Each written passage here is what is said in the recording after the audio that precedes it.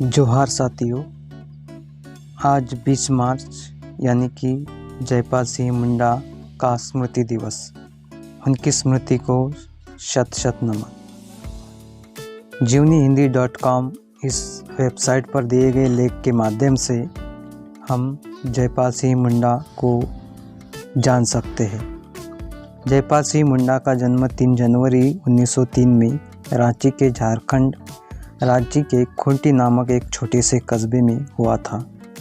उनका वास्तविक नाम ईश्वर जयपाल सिंह था, लेकिन झारखंड वासी उन्हें मरंग गोमके के नाम से पुकारते थे। जयपाल सिंह मुंडा झारखंड के मुंडा आदिवासी समुदाय से थे। उनका मूल स्थान दक्षिणी छोटा नागपुर रहा है। जयपाल सिंह मुंडा ने शुरुआती शिक्षा रांची के सेंट पॉल स्कूल से प्राप्त की। वहाँ के प्रधानाचार्य ने आगे की शिक्षा के लिए उनको इंग्लैंड भेजा। स्कूल की शिक्षा पाने के बाद उन्होंने उच्च शिक्षा ऑक्सफोर्ड विश्वविद्यालय से प्राप्त की। मिशनरीज के मदद से उन्होंने ऑक्सफोर्ड के सेंट जॉन्स कॉलेज में पढ़ने के लिए भी प्रभावित किया। उन्हें पढ़ाई के अलावा हॉकी खेलने का भी शौक था। इसके अलावा वाद विवाद में भी उन्होंने खूब नाम कमाया है। सेंट पॉल के प्रधानाचार्य रेव के कॉन कोसग्रेन ने पहचाना और वही उनकी प्रारंभिक गुरु भी बने, जिन्होंने उन्हें अपने समाज के उत्थान के लिए प्रेरित किया। उनका चयन भारतीय सिविल सेवा में भी हुआ। 1928 में एम्स्टर्डम में ओलंपिक हॉकी में पहला स्वर्ण पदक जीतने वाले भारतीय टीम के कप्तान के रूप में नीदरलैंड चले गए, जिसके कारण उनका प्रशिक्षण प्रभावित हुआ। वापस आने पर उन्हें ICS का 1 वर्ष का प्रशिक्षण दोबारा पढ़ने के लिए कहा गया, लेकिन उन्होंने ऐसा करने से इनकार कर दिया। जयपाल सिंह मुंडा ने आदिवासियों के लिए बढ़ चढ़कर योगदान दिया। झारखंड आंदोलन के नेता ने भारत आने के बाद ईसाई धर्म का प्रचार प्रसार करने के बजाय आदिवासियों के हक की लड़ाई के लिए उन्होंने 1938 में महासभा का गठन किया। उन्होंने बिहार से हटकर एक झारखंड राज्य की मांग की। उन्होंने मध्य पूर्वी भारत में आदिवासियों को शोषण से बचने के लिए आदिवासी राज्य बनाने की मांग की। उनके प्रस्तावित राज्य में वर्तमान झारखंड, उड़ीसा का उत्तरी भाग, छत्तीसगढ़ और बंगाल के कुछ हिस्से भी शामिल थे। इसके बाद जयपाल सिंह ने देश में आदिवासियों के अधिकारों के लिए आवाज़ उठाई। 1938 में आखिरी महीने में जयपाल सिंह ने पटना और रांची का दौरा किया।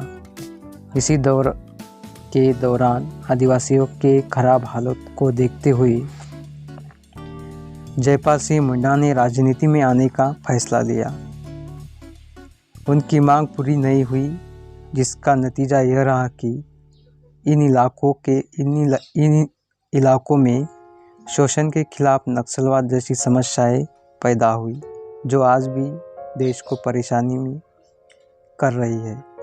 2000 में झारखंड राज्य निर्माण के साथ उनकी मांग आंशिक रूप से पूरी हुई, लेकिन तब तक आदिवासियों की संख्या राज्य में घटकर करीब 26% ही बची हुई थी। 1951 में यह 51% हुआ करती थी। संसद में संविधान के मसौदे में हुई बहस के दौरान जयपाल सिंह मुंडा ने शराबबंदी का खुलकर विरोध किया।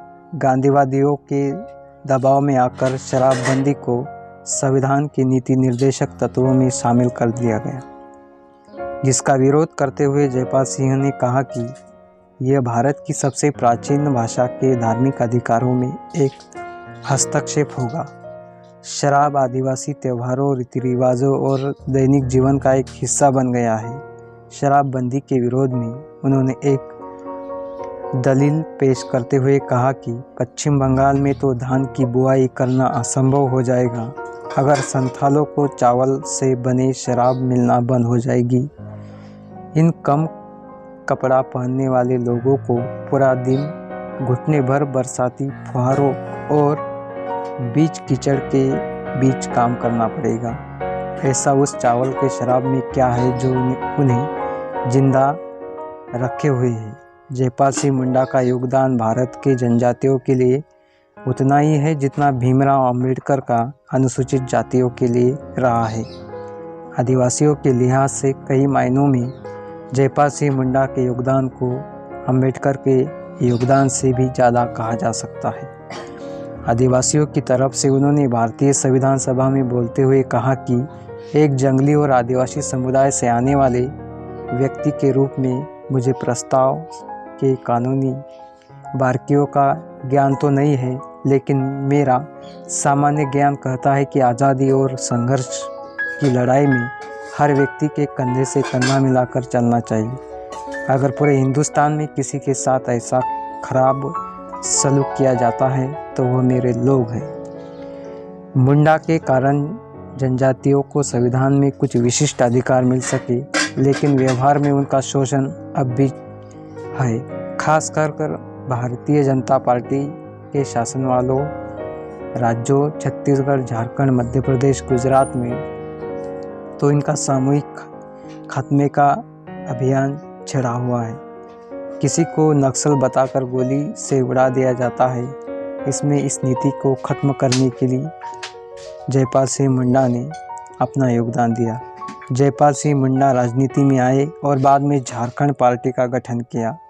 आदिवासियों के देवता जयपाल सिंह मुंडा 1952 में प्रथम लोकसभा के सदस्य बने और आजीवन वे इस क्षेत्र में कार्य करते रहे। 1925 में ऑक्सफोर्ड ब्लू का खिताब पाने वाले एकमात्र खिलाड़ी जयपाल सिंह मुंडा थे। जयपाल सिंह मुंडा को खिलाड़ी होने के नाते कप्तानी में पहली बार 1928 में भारत के ओलंपिक में स्वर्ण पदक मिला। 20 जनवरी 1970 को जयपाल सिंह मुंडा का निधन दिल्ली में हो गया। तो इस प्रकार से दोस्तों उनके सामाजिक कार्य को हम इस छोटे से लेख के माध्यम से समझ सकते हैं। धन्यवाद।